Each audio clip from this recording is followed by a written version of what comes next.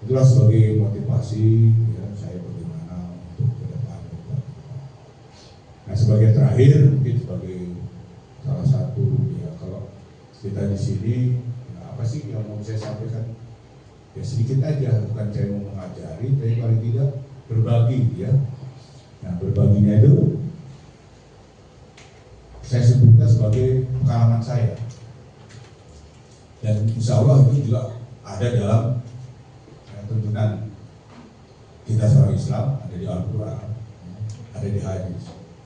Nah, saya coba simpulkan sedikit, mengenai disimpulkan dalam segala sesuatu itu kita dalam kegiatan aktivitas apapun ya, nah, kegiatan apapun ya, mau berbisnis, mau kita bekerja di keluar mata, ada aktivitas ya, seperti sekarang ini. Nah, yang pertama adalah apa coba? Ada yang tahu? Dalam kita melaksanakan aktivitas ya, segala sesuatu, nah, apa yang pertama kita lakukan? Niat. Oke, niat juga bisa. Tapi kemudian kita dalam melakukannya apa? Bukan. Yang dapat jawabnya dapat 100.000 dari pakai. Bukan. Bukan. Jadi kita dalam melaksanakan kegiatan aktivitas itu didasari dengan apa?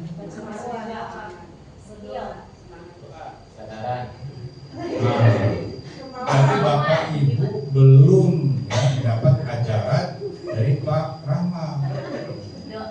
Jadi kesini itu bekerja digaji. Tahu udah ikhlas tadi? Ini dapat 100 ya.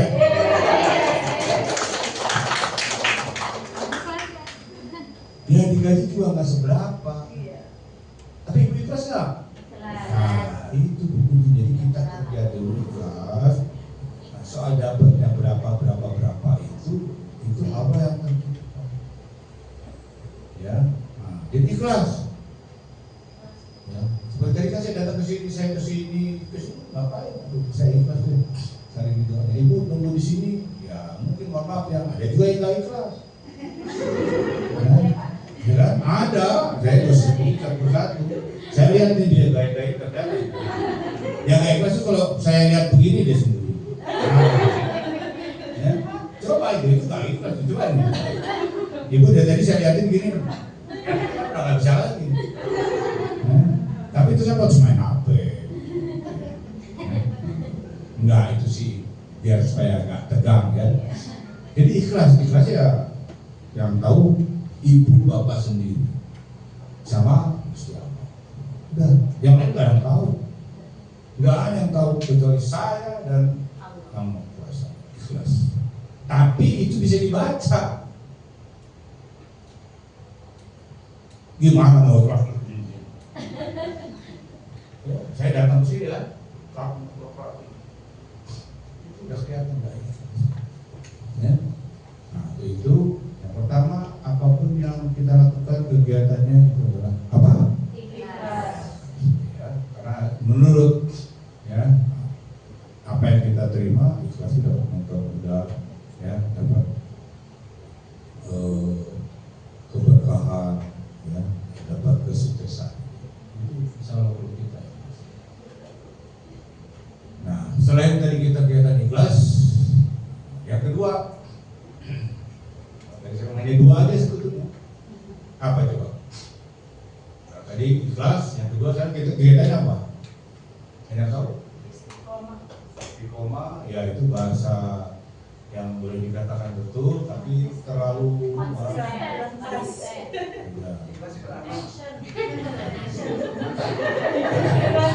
ayo, ini gara-gara mendapat 100 nih ya. Berarti nggak ikhlas enggak lah. Memang saya buka itu.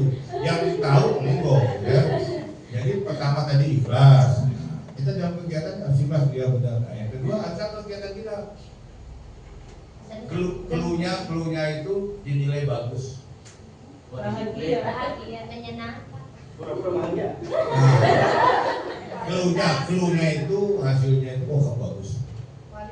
Nah, udah betul.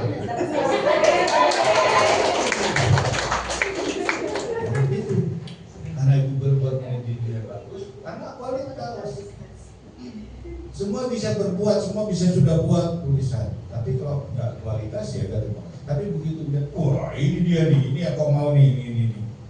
Kualitas dia. Nggak hanya sekedar, ya. Tidak hanya sekedar, oh iya udah. Itu kan saya juga. Nah, jadi kualitas, ya. Nah, mungkin dari saya itu aja poin yang ingin saya sampaikan berbaginya. Mari kalau kita dalam satu kegiatan itu, ya, yang pertama adalah kita punya rasa ikhlas kita dari niat, ya memang ya itu juga. Jadi dalam pelaksanaannya, nah, nantinya itu pasti ikhlas. Saya nunggu Pak Budi datang, nunggu Pak Rahman, nunggu Pak Thomas ikhlas. Ya, nggak dikasih makan juga ikhlas. Ya, itu begitu. Nah, kalau yang nggak ikhlas, udah kajakin teman-temannya.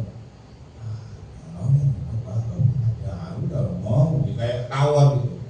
Nah itu udah kelihatan tanda-tanda nggak ikhlas. Ya, nah kalau yang ikhlas itu tadi dia duduk, bahkan yang mengajak supaya yang lain itu ikut. Nah itu ciri-cirinya. Ya. Nah, tapi kembali nilai itu yang ada diri sendiri dan Allah. Ya. Kita bohongin diri sendiri nggak bisa. Saya ikhlas tapi Allah enggak. Ya. Nah, secara kualitas tadi, ya, segala sesuatu kita bisa mengerjakan semua, menyelesaikan itu. Tapi kalau kemudian tidak kualitas, ibaratnya kalau saya bilang capek ke kapake, ya. Udah capek-capek kita bekerja, misalnya nyapu, capek nyapu. Tapi nggak kualitas, masih ada sampahnya, masih ada yang ketinggalan, saya. Dan saya sudah, itu apa? Itu apa? Nah, itu tidak kualitas. Tapi kalau kemudian kualitasnya udah bersih sekali, ya. Nah, sampai kemudian mendapatkan suatu nilai, wah kamu benar-benar bersihkannya luar biasa. Nah, itu tapi ada nilai yang luar biasa. Itu namanya kualitas. Selesai itu nanti akan diberikan semacam motivasi sama Dr. Thomas ini, ya, untuk bagaimana tadi paling tidak, ya, untuk apa yang kita sudah miliki sudah bagus, nah, tambah bagus, ya, nah, secara kualitas itu akan bertambah. Sekarang udah kualitas, sekarang sudah bagus, tapi ke depan harus semakin kualitas semakin begitu, ya. Nah, kalau memang itu nanti Allah wujudkan, ya, insya Allah tadi, ya, keikhlasan kita itu, kesejahteraan tadi itu akan kita dapat. Ya. Kira-kira itu ya, Pak Rahmat, Pak Thomas, ya. Silakan mungkin Pak Thomas menyampaikan apa yang mungkin sudah beliau siapkan. Ya, saya minta Bapak Ibu juga bisa mengikutinya dengan baik, ya, dan bermanfaat.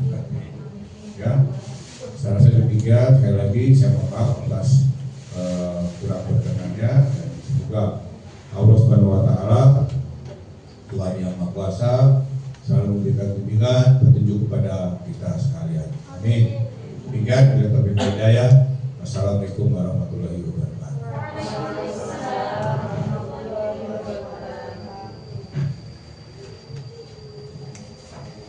Assalamualaikum warahmatullahi wabarakatuh. Alhamdulillah, terima kasih Pak Puji, Pak Rahmat, teman-teman semua yang sudah hadir. Perkenalkan, saya Thomas Puji. Saya adalah seorang pesulap hebat. Saya datang ke sini dengan ilmu sulap yang akan saya sharing dengan bapak-bapak dan ibu-ibu. Jadi tadi pagi setelah saya bangun jam 4 pagi karena mau ke sini, saya terbangun jam 4 pagi, kemudian mandi. Setelah mandi sholat subuh, saya tidak sadar, ya. Ini boleh sekarang. Boleh sekarang. Masih Bapak Ibu juga boleh. Bapak Ibu silakan. Jadi gini. Biasanya itu kalau saya udah jadi pejabat, ini hanya hiasan doang. Kalau ada silakan hanya waduh. Jadi silakan dinikmati Bapak Ibu. Jadi ini pertemuan adalah pertemuan yang santai dan pertemuan yang menyenangkan. gitu ya, karena kita ini sebagai seorang guru harus hadir ke ruang kelas dengan jiwa yang menyenangkan. Ya, sepakat ya? Lalu setelah sholat subuh saya tersadar satu hal, saya ini ternyata sehebat itu, gitu ya. Saya ini hebat, ibu-ibu, bapak-bapak. Saya orang kampung, berangkat dari kampung ke Jakarta, kemudian saya selesai doktor, saya selesai sekolah sampai S3, yang itu memakan waktu yang tidak sebentar dan memakan biaya tidak sedikit, gitu ya. Alhamdulillah perjalanan itu saya lalui sampai hari ini saya bisa di sini. Ternyata jawabannya adalah bukan saya yang hebat, tapi karena bapak saya adalah seorang guru. Ya, saya baru menemukan jawaban itu subuh tadi. Kok saya ini hebat ya, bisa sampai selesai program doktor. Tidak semua orang bisa selesai kuliahnya. Teman-teman saya sampai hari ini masih ada yang masih nyangkut belum selesai kuliahnya, gitu ya. Padahal dia sudah melalui proses. Jadi ternyata setelah disimpulkan, ini adalah buah kebaikan dari seorang guru. Nah, Bapak Ibu, mungkin hari ini seperti tadi Pak Puji bilang, ikhlas dan kualitas. Jadi ikhlas itu kita kedepankan. Mungkin hari ini tidak banyak yang kita dapat, tapi percayalah apa yang kita lakukan hari ini itu merupakan tabungan kita untuk di kemudian hari. Gitu ya. Saya punya uang Rp2.000, Bapak Ibu. Kira-kira mau pilih 2.000 atau yang 5.000?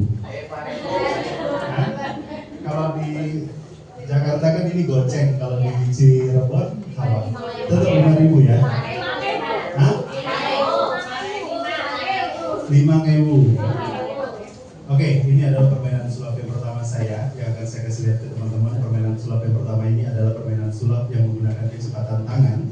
Jadi kalian tidak boleh berkedip ketika melihat permainan sulap ini. Karena apa? Karena kedipan mata kalian, tangan saya bisa jauh lebih cepat daripada kedipan mata. Nanti setelah ini baru saya akan memperkenalkan diri pakai slide ya, teman-teman, membuktikan bahwasannya saya adalah benar-benar orang hebat karena bapak saya adalah seorang guru. Kalian harus berbangga diri, tidak semua orang bisa jadi guru ya. Oke, saya izin berdiri biar yang belakang juga kelihatan. Yang di belakang masih kelihatan ya? Rp5.000 hanya satu lembar. Seperti yang tadi saya bilang, adalah permainan sulap yang menggunakan kecepatan tangan, jadi tidak boleh berkedip karena kedipan mata kalian, tangan saya bisa jauh lebih cepat daripada kedipan mata. Uang 5.000 pelan-pelan saya lipat untuk yang pertama kalinya 1. Saya lipat sekali lagi, uang 5.000-nya makin kecil 2. Saya lipat sekali lagi makin kecil 3, dan sekarang saya masih punya 1 kali lagi kesempatan untuk melipat uang Rp5.000 yang ada di tangan saya yang sudah sepakat. Kalian pilih, tidak memilih yang 2.000, betul ya? Saya buka lagi lipatan uangnya lebih lebar. Oke, tunggu dulu. Saya buka lagi lebih lebar. 1, 2, dan 3. Oke ya, kita ikut sama-sama. 1, 2, 3, 4, 5. 100.000. 5.000-nya sudah berubah menjadi 100. Ibu-ibu, saya mau tawarin ibu-ibu mau uangnya atau saya kasih tahu cara merubah uangnya?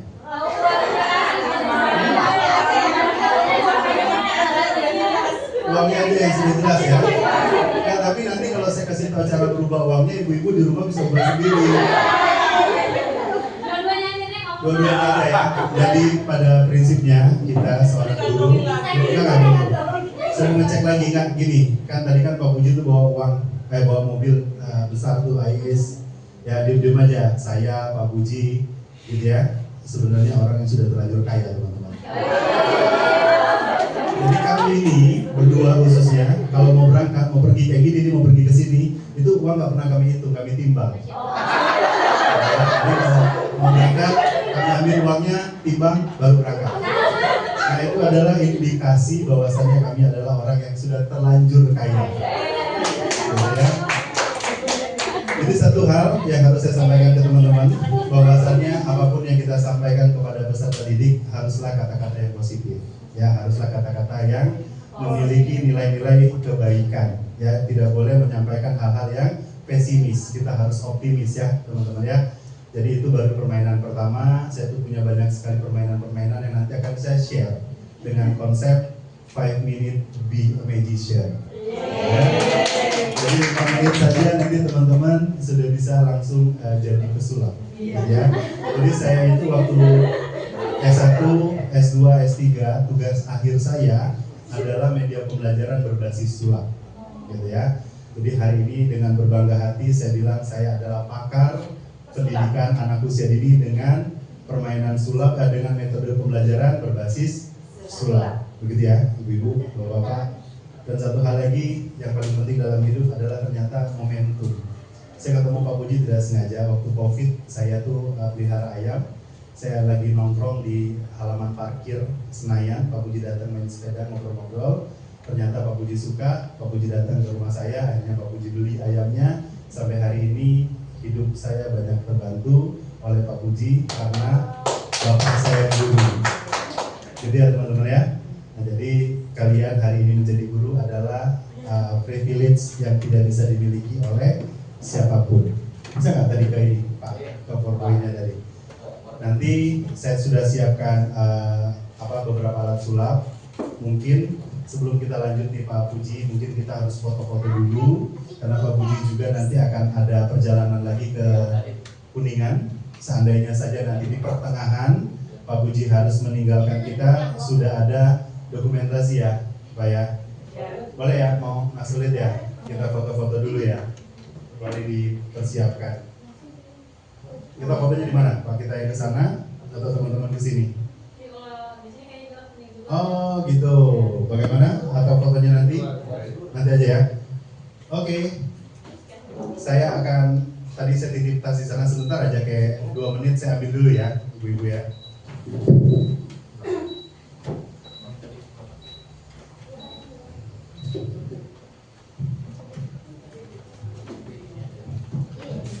Jadi Bapak Ibu ya, saya kasih bocoran. Kalau tadi itu mungkin saya mau kita foto-foto dulu, nah Bapak ini nyiapin.